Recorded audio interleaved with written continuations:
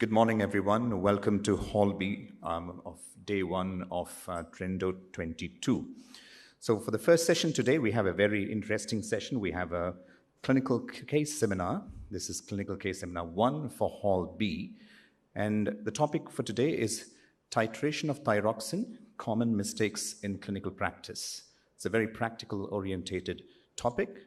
And for this, we have an array of endocrinologists to talk about this with clinical case scenarios.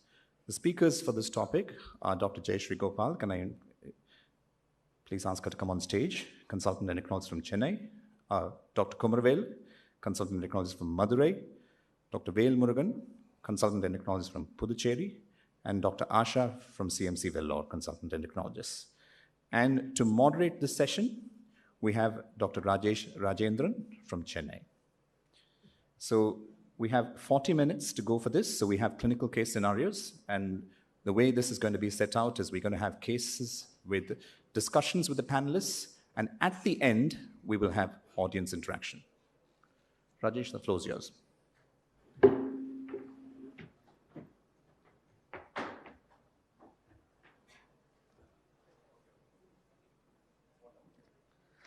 Thank you very much, Anand. Thank you for the kind introduction. So without further ado, we would like to move on and start for today. Can we have the presentation up on screen, please?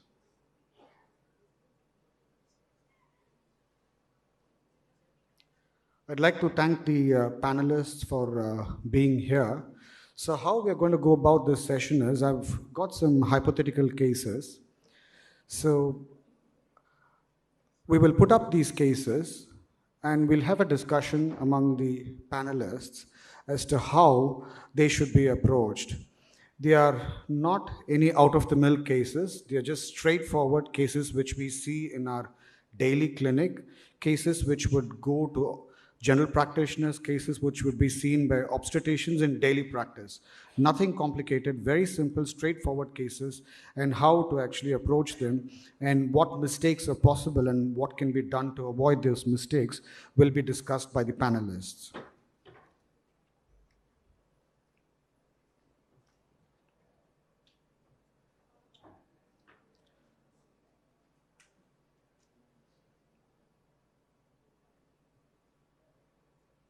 I've still not got it on screen here.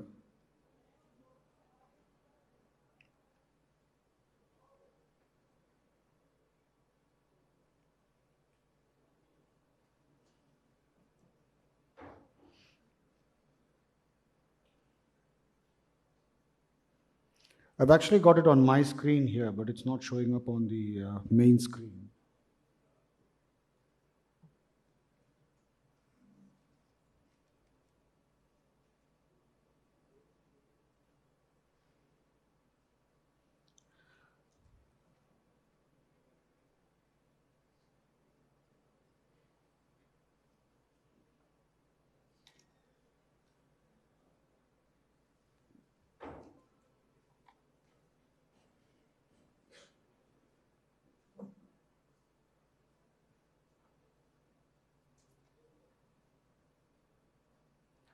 I think while they're trying to get it up, I will just read out the first case.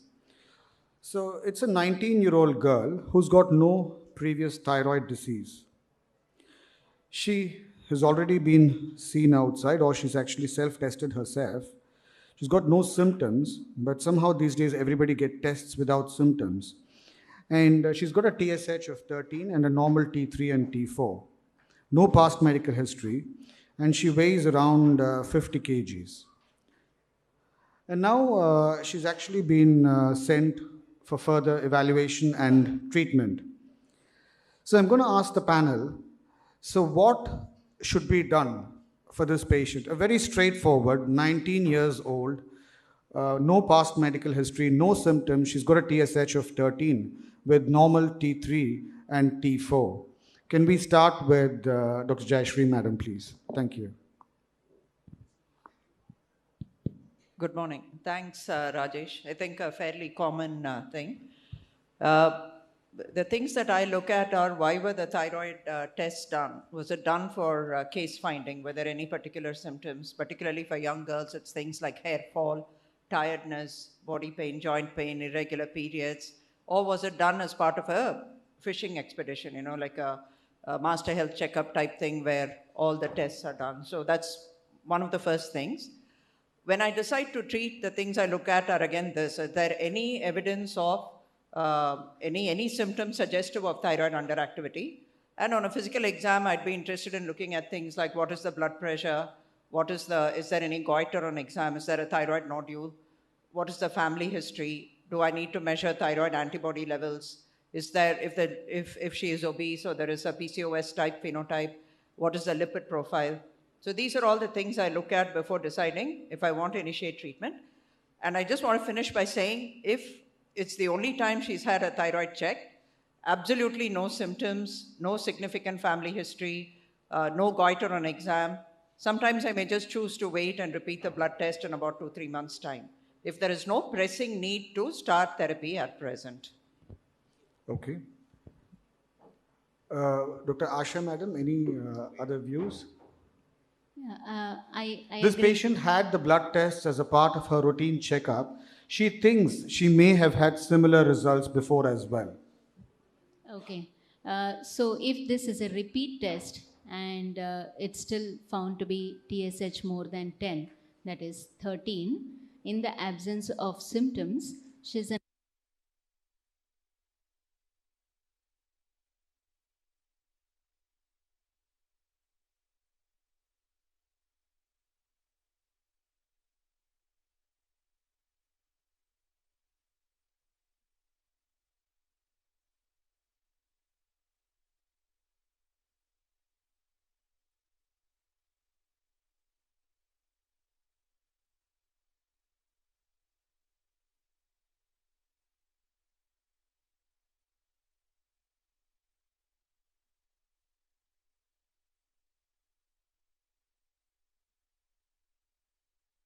who have TSH more than 10 are likely to progress to overt hypothyroidism over the next 2.5 to 3 years, especially if they are antibody positive.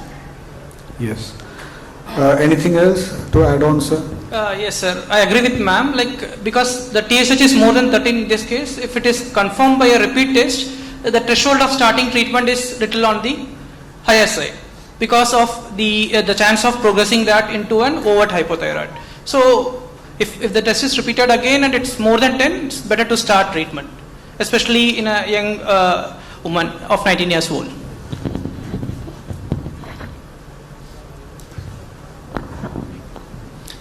Yeah, I think this is a very straightforward case of subclinical hypothyroidism, and since it's asymptomatic, I think when you go by guidelines, any TSH more than 10 would require treatment, or for anti-TPO positivity it would be treatment, pregnancy, depression, dyslipidemia, infertility, they may require treatment.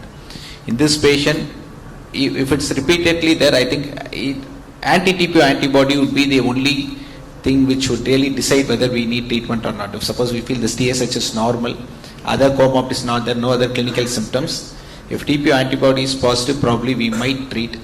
Otherwise, it's a straightforward case of subclinical hypothyroidism. But the only thing which I would like to insist is whenever we are planning to start treatment for any patient with thyroxine, try to diagnose, write your clinical diagnosis and then decide on treatment. Yes. Thank you very much. I think that was a very useful discussion, and there was a very important point that was highlighted by Dr. Ashan madam. We have to ask patients about their marriage and their future plans, because that is again a very important determinant factor in young women. So let's go to the next case. Another interesting case, I would say, which we see routinely. A 39-year-old female, and her concern is thyroxine is not working properly or correctly. She's been taking thyroid hormone replacement for several years with fluctuating levels.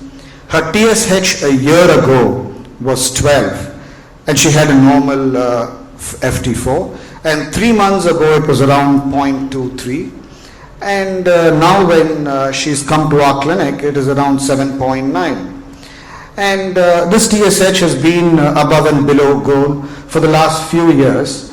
And she says she has been taking her medications properly, and she's been testing herself, and she's not been to a doctor as such, because she thinks she's capable of managing it. But now she's actually sought professional help because of the concerns and these fluctuating levels. So how are we going to approach this patient, madam? Again, this is not actually an uncommon scenario, and then we are left sort of scratching our heads about what do we do. So the things that I think about, have the thyroid test been done in the proper way, meaning has it all been done fasting, has it all been done, has she missed the tablets? Sometimes they say they are regular, and then you sort of go deeper and they'll say, oh, a week before I missed the tablets for a few days because I was out of town and I did not have the tablets. So that's a very common answer. The way I take it is, if in the last 1 month they've missed the tablet for anything more than 2 to 3 days, I would consider as a significant factor in causing an elevation of the TSH. Has there been any change in the brand? Sometimes I find that brand changes, which is not recommended, can cause some difference in the TSH. Third reason why the TSH may fluctuate in spite of the same dose would be weight fluctuations. Anytime people gain weight, they land up requiring a higher dose. When they lose weight, the TSH comes down, they may need a lower dose. Though of course the time frame does not fit that, but that is a third consideration. So weight fluctuations, has it been done in the same lab, has it been done in the proper way, has she been compliant with the medications? All of these things would go into determining why the TSH is fluctuating. Fourth and final reason, which is very rare, is truly there are people who cycle between hypo and hyperthyroidism. But there, if she truly is becoming thyrotoxic, hyperthyroidism, the TSH would be suppressed. You'd see a TSH value of 0.0 something, or very, very low TSH. So that has been described in the literature also, people who cycle between a hypo state and a hyper state. But it's something to keep in mind, because if we try to reduce the dose with a low TSH and they continue to remain thyrotoxic with a very, very low TSH, we may need to stop the levothyroxine for a while and see what the true clinical picture is. Thank you, madam. Madam, anything more to add, madam? I'm sure there is. Yeah. In addition to what Dr. Jayashree has just said, there are some more things to keep in mind, especially with concomitant medications, especially iron and calcium supplements. She's a 39-year-old lady, would have some aches and pains, would have been prescribed calcium.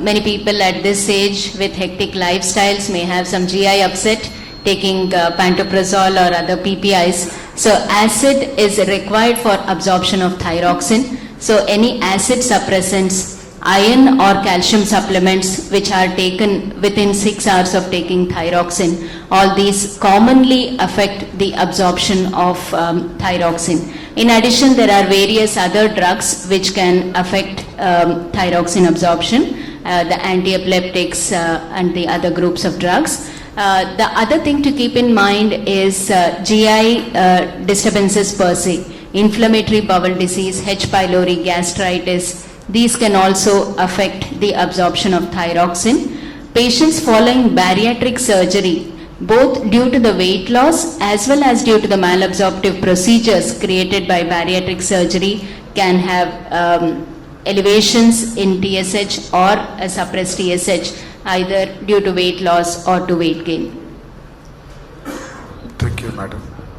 Anything more to add, sir? Just add to what Mama said, just to summarize, like any patient who comes for follow-up for hypothyroid, there are 2 questions definitely we should ask. One is whether the patient taking drug regularly, so that can be asked by the patient, and you can even confirm with the thyroxine tablet, because it comes in 100 numbers, so amount of tablet that is left so gives you a fair indication whether patient takes drug regularly or not. Second is the spacing. Spacing with food is another important factor which patient usually misses. If usually you take thyroxine, like around 70 to 80% get absorbed, like the viability is somewhere around 70 to 80%.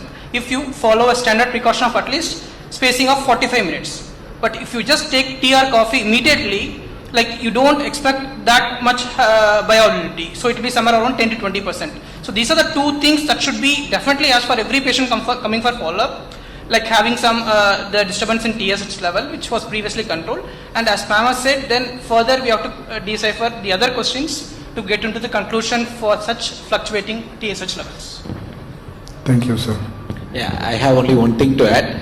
I think it's very important to look at the expiry date of the most of the medications, because thyroxine, we take it's 120 tablets now. They have increased the pack size. It's 4 months.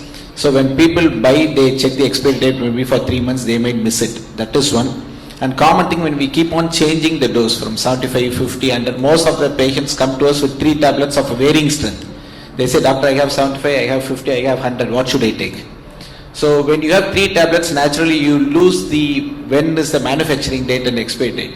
So that is one common reason what we see, apart from whatever has been highlighted with other panelists. I think checking the expiry date is also very important in all those patients. I think that's a very important point, sir, because they come in bottles and patients don't want to waste medications. That mentality is always there. So sometimes they inadvertently, they would have checked the expiry date probably when they bought the medicine, but thereafter they won't. And when we change the dose, sometimes if they have the old stock left, and if that is the dose that has been prescribed, they will take that, and at that point they may not check the expiry date. That's an extremely actually valuable point. And the other point which Madam mentioned was patients may actually change the brand, and that can lead to different bioavailability. And that is quite common, at least I am seeing it quite commonly. And that also happens with these online retailers, because they tend to upload their prescription, and when they don't have the same brand, they issue a different brand which is actually available to them. And once the patient has received it, there is always less intention to send it back, and they continue with that.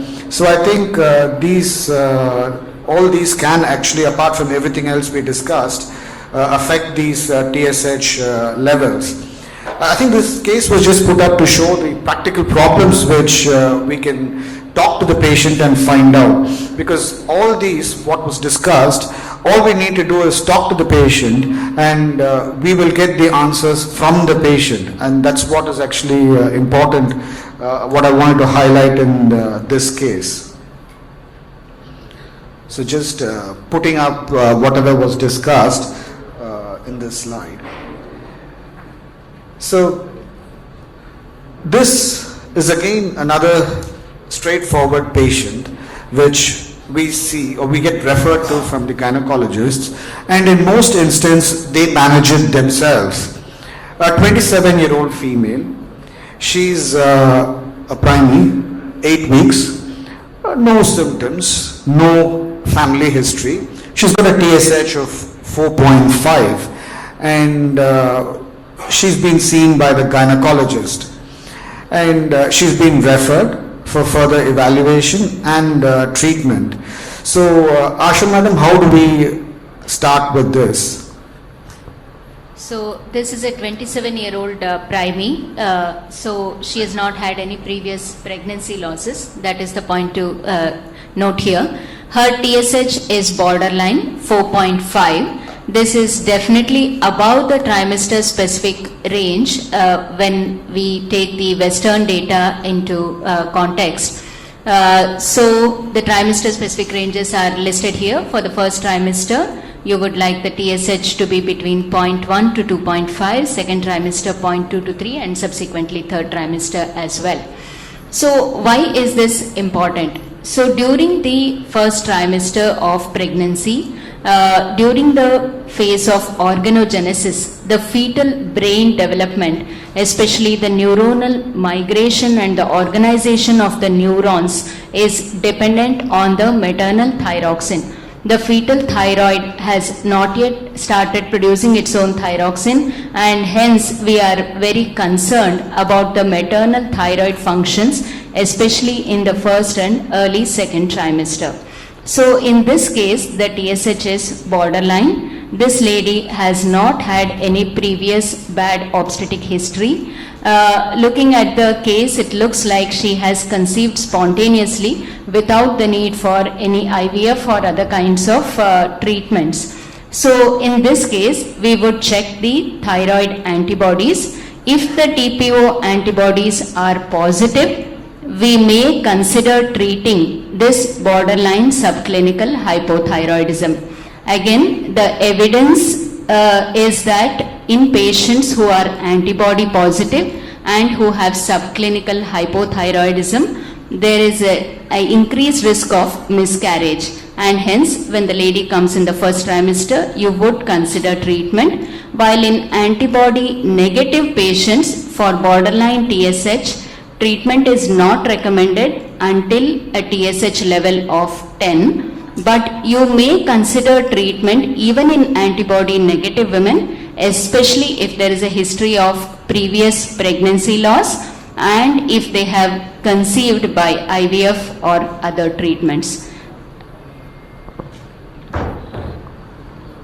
To just take ma'am's discussion further, Yeah, please. Thank you, ma'am. so to simplify that, if you get a TSH like this at the first trimester, if the TSH is more than 4, you tend to treat. 4 to 10, I mean, more than 10, there is no question that we have to treat.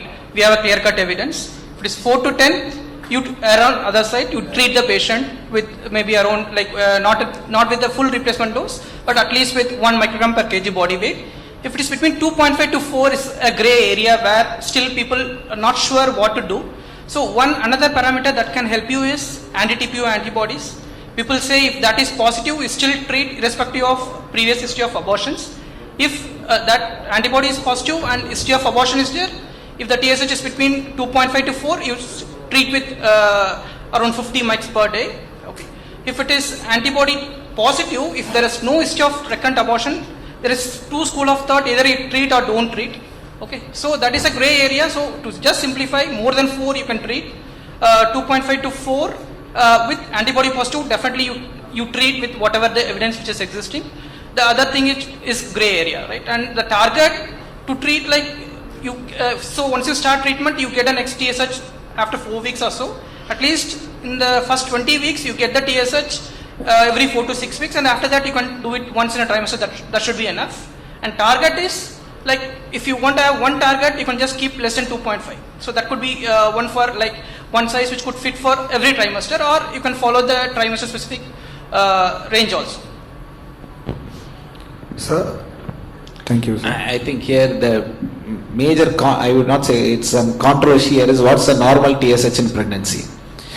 Because it keeps on varying. For example, 5 years before, up to the TSH upper limit in first trimester 2.5, now it is 4.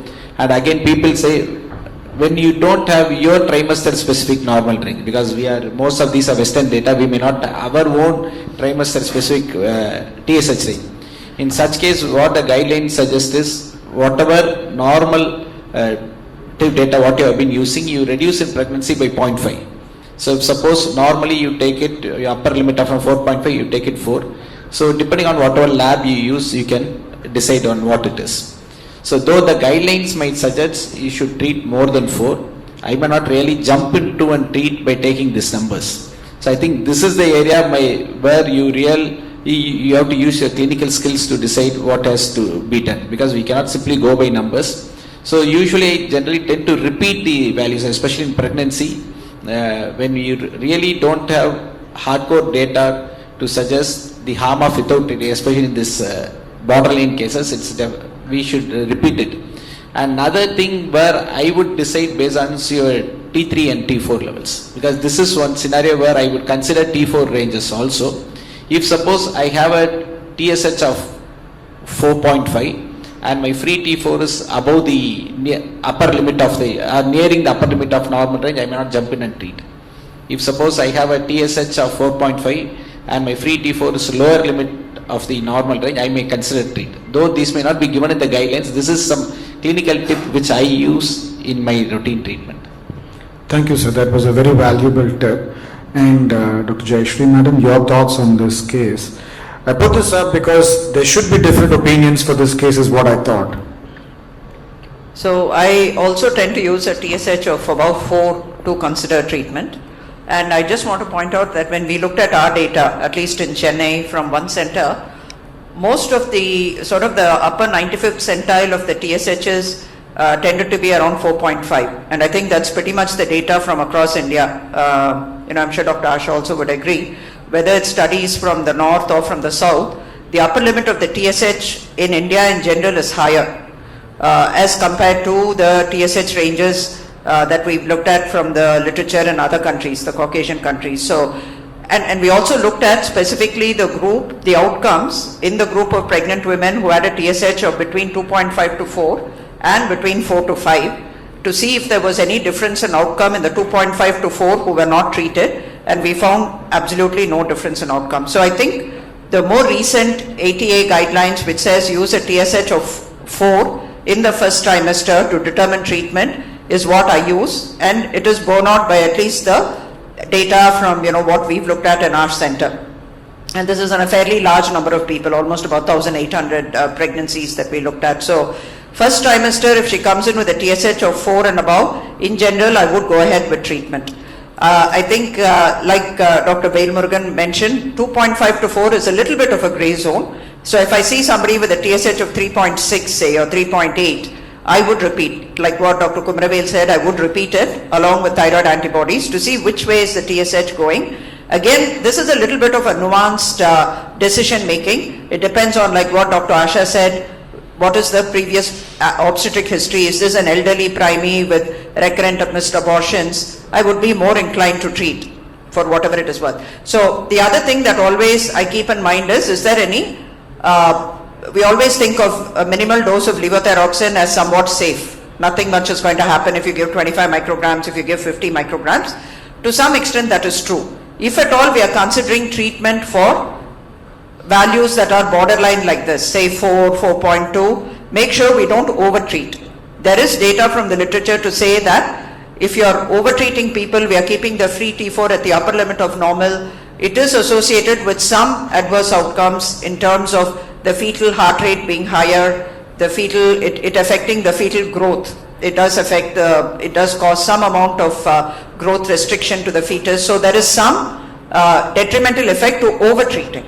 So when we have the gray zone, try to keep the free T4 within the middle of the normal range, whatever it is you're going to treat, try not to overtreat as much as possible. But in general, I use a TSH of 4 to determine whether I'm going to start treatment or not. Yes. Thank you very much. I think that was an important highlight from this discussion. We are still reliant on Western data, despite having one of the largest number of pregnancies in the world.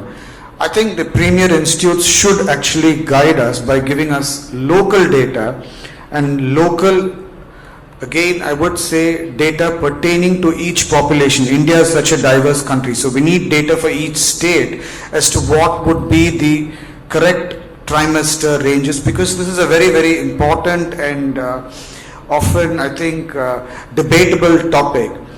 And right now, yes, the consensus is TSH of 4, but I still think we have to have proper Indian data published, and that would be possible from centers like Dr. Asha Madam's input. Thank you. But these are the cases which we see in daily practice, and yet these cases actually require a lot of thought before the decision is made. I think that is why I put up this case. So this is another case which we see in our daily routine practice. A 70-year-old male, and he's on a lot of medicines. He's got ischemic heart disease, diabetes, hypertension, and of course he gets a master health checkup, which he would do, and his TSH is 7, and he's been referred because the referring doctor is very keen that he started on thyroxine. So Dr. Kumaravel sir, can we start from you, sir? So how do we approach this patient? I'm sure this is the routine referrals we'll get. So again, when you don't look at the age, it's a straightforward case of subclinical hypothyroidism. So this patient, 70 year, again we know the TSH, it's a it varies between the various age group and your physiological condition of a state. Your TSH cutoff in neonate might be different, in infant might be different, children is different, and reproductive age group is different. It might be the same TSH. So in 70-year-old male, this TSH7, it is not too high. I would say up to 6.8, I would consider it's normal. But there are some data to suggest high TSH in person can increase the risk of coronary artery disease, and there is some chances of where it increases the carotid intima thickness and data. So these are data, but again we do have data to suggest when your TSH is slightly at the above range, it increases your longevity also. So this TSH of 7, I may definitely not treat in a 70-year-old male. Yes, thank you, sir. So like in a very old or elderly people, there are only two things to consider, sir. First, whether you want to pass it as a normal physiological change, which is that TSH with age increases. Like by 60 or 70, if you just take a population of 50 to 70 years old and do a TSH, most of them will have a TSH between 5 to 7, that is around 75%. So the first decision is whether you want to treat or not. If you decide to treat, and second is to decide like how slowly you are going to treat, because there is no urgency in replacing levothyroxine for a 60 or 70-year-old male, whether there is an history of coronary artery disease or not. So for this patient with TSH of 7, I think we need not treat, like we can just wait and watch. And if at all, like if the TSH is more than 10, for example in this case, if you decide to treat, then you start at very low dose of 25 or 12 to 25 and then increase only by 25 with careful monitoring of any history of recent onset angina or breathlessness or anything. So like when you start at when you decide to start a levothyroxine therapy for elderly people more than 60 years, you start with low dose and tell the patient if there is any history of chest pain, breathlessness or worsening symptoms of cardiac issues, they should just contact the doctor immediately. So once you do that, if there is no such things happening, then you can increase the dose by 25 every 6 weekly. Madam? Yeah, I think my colleagues have covered all the points. I just want to add a few things. One is, though subclinical hypothyroidism in the elderly has been shown to be associated with increased fatigability, their increased risk of heart failure as well as cardiovascular disease, prospective studies which have evaluated the effect of treatment on short term have really not established demonstrable benefit over short term in terms of improvement in skeletal health or the left ventricular systolic or diastolic function as well as the fatigue scores. So the effect of treatment is definitely not based on strong hardcore evidence, and hence with borderline TSH in an elderly person, it is safer to not to treat and follow up these patients. Thank you, madam. I don't really have anything to add, but I just wanted to ask a question to the panel, if you allow me. Yes, so, madam. what if this was a person who came in and they're asking for clearance for a CABG? What is the TSH cutoff you would use to give a clearance? Or how would you give a clearance for a CABG? And I'll give you 3 TSH values. Same one, TSH of 7. Is that okay? Sorry, Rajesh. Sure, madam, sure. The reason being because this is a common thing for people working in hospitals. You know, we get asked this all the time. So let's say a TSH of 7, a TSH of 25 and a TSH of 80.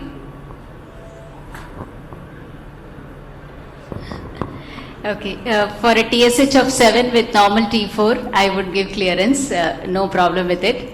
TSH of 25, if the T4 levels are normal and if the patient is asymptomatic, I would consider giving clearance, but not definitely for a TSH of 80. I would check whether the patient was previously on thyroxine, which most often is the case. They would have stopped medications for a while, and that is often the reason for this problem, or it would be a newly diagnosed hypothyroidism. In that case, definitely for an 80 TSH I would treat. 25 I would recheck the T4 and the TSH and take it up from there, and the TSH again comes as 25, T4 is borderline low.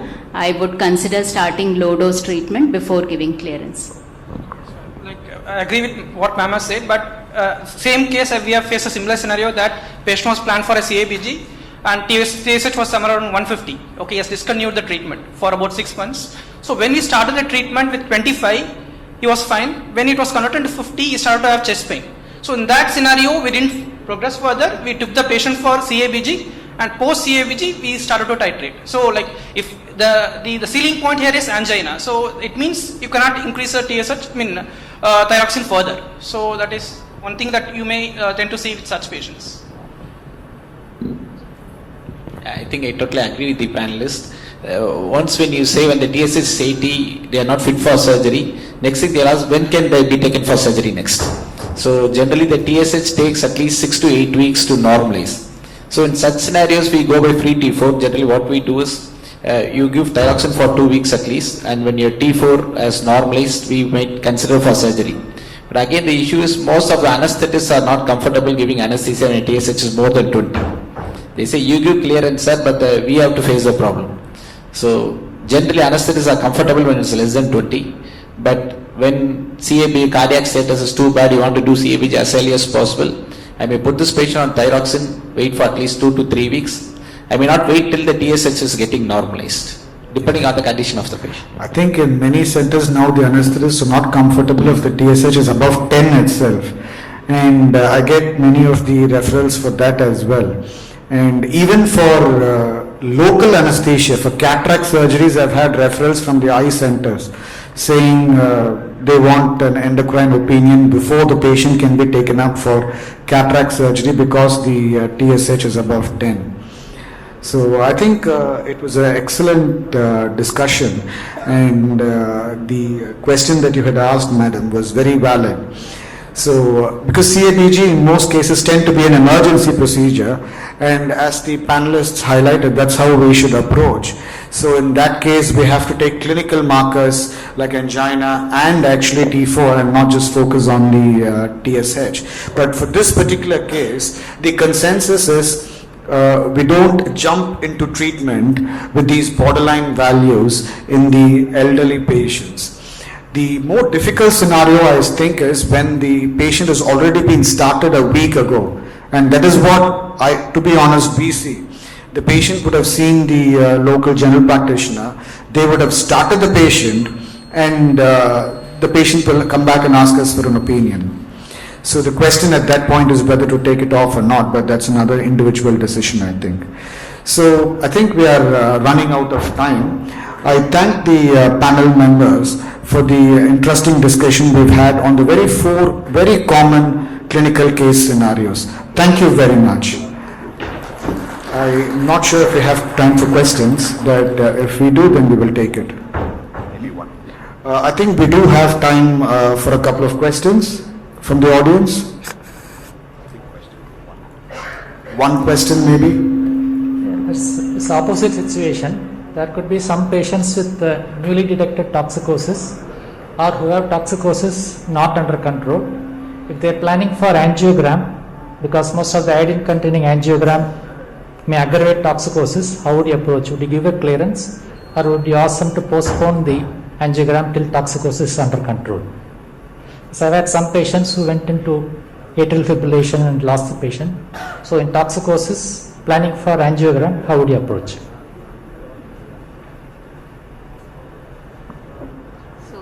In a patient with atrial fibrillation with thyrotoxicosis, we know that thyrotoxicosis itself would have precipitated the atrial fibrillation. But in elderly, coronary artery disease is also a precipitating factor, so angiogram would be required.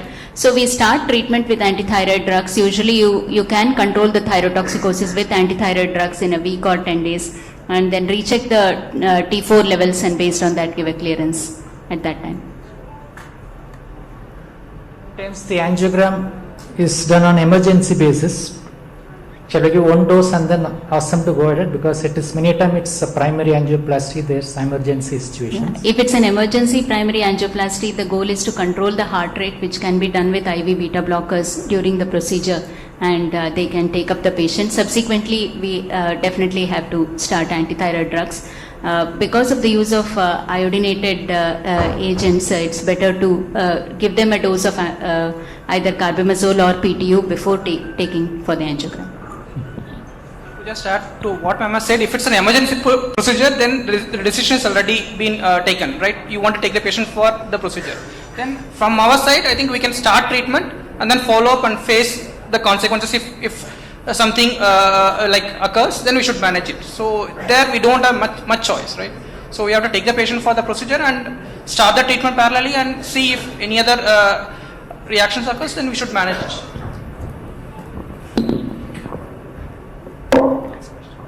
Last question, thank you. Yes, thank you everyone for the nice discussion.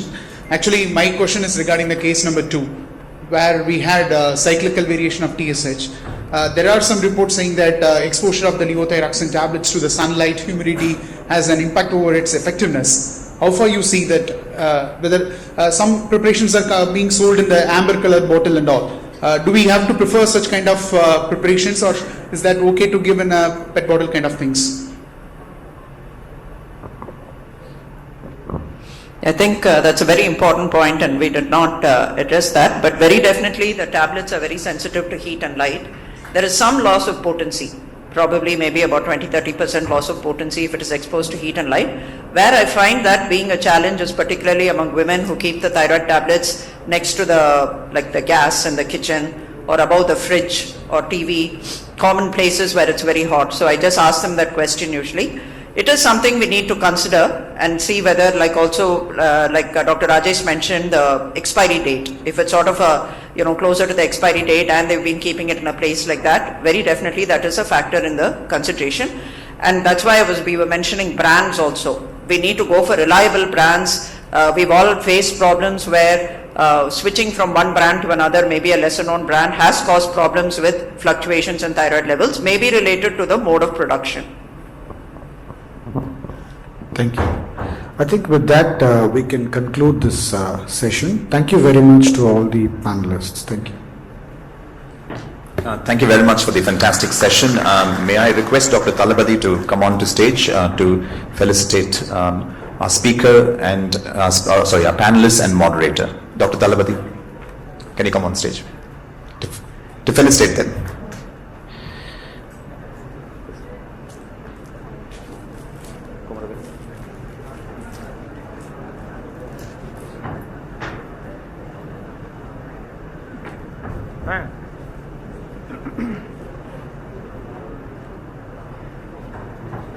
Right.